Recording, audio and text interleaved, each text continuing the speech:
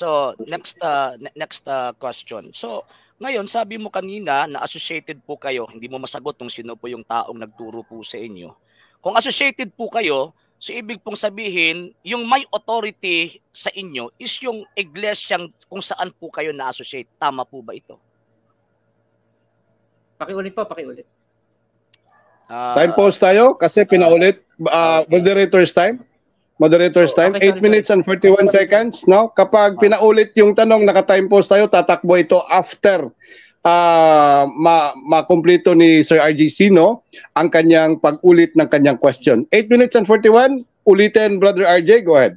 So, simple lang po yung tanong ko eh. Sabi niya, associated po siya sa unang mga Kristiyano.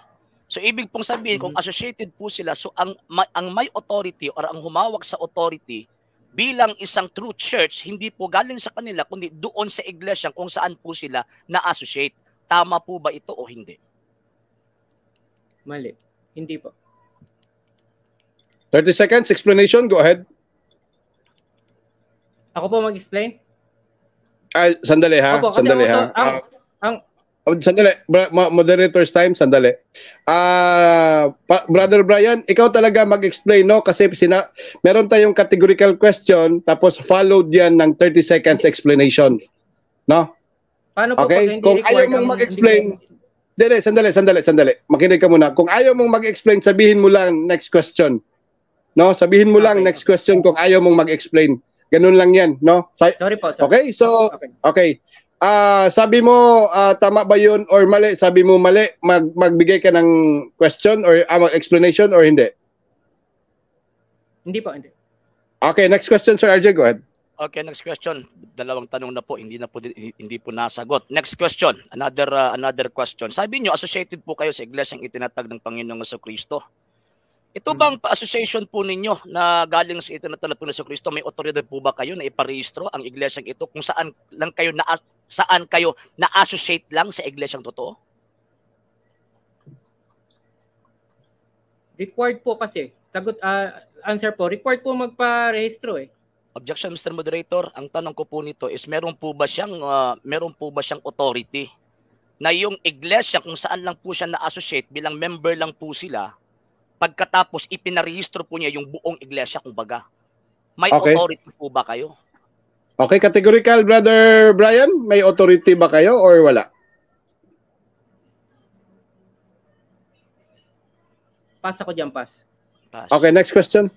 According sa batas sa itong tinatawag na kasi ang sa topic po natin is about the Church of the Apostolic Truth that registered in the Philippine government.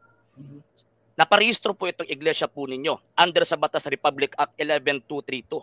Pwede niyo po bang isabi dito sa mga nanonood po sa atin pong programa ang section 5 sa article Republic Act 11232 patungkol po sa incorporators? Pwede niyo po bang isabi? Hindi po. Okay, sabi sa section 5 sa article 11232 na yung mga incorporators, sila po yung mga originators and founders. Totoo po ba ito? Hindi. Hindi totoo. Hindi totoo? Sino ang masutuo sa inyo? Ikaw o ang gobyerno ng Pilipinas? Sinasagot ko po yung base sa akin. Sa inyo lang po. Yung po ang interpretasyon nila. So ibig sabihin, kinokontra na po ninyo yung batas ng Pilipinas kung saan kayo nagparehistro. Hindi ko kinokontra.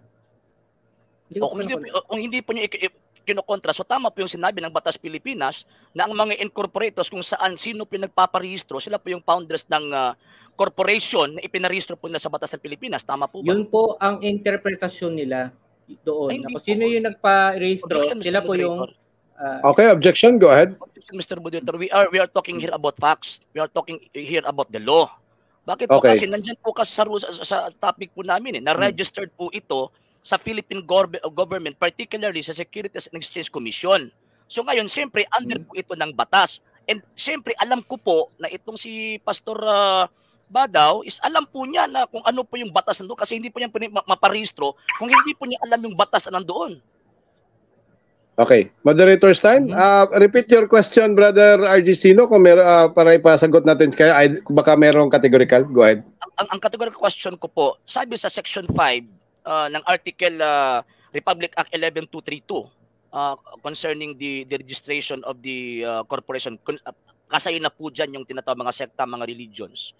Totoo po ba ang sinabi ng batas ng Pilipinas na kung sino po yung nagparehistro, siya po yung founder at originator ng iglesia ang kanyang ipinarehistro? Tama po Categorical? Ba? Categorical? Totoo ba? Go ahead. Based sa perspective ng law, yes, tama. Tama po ba? Di ba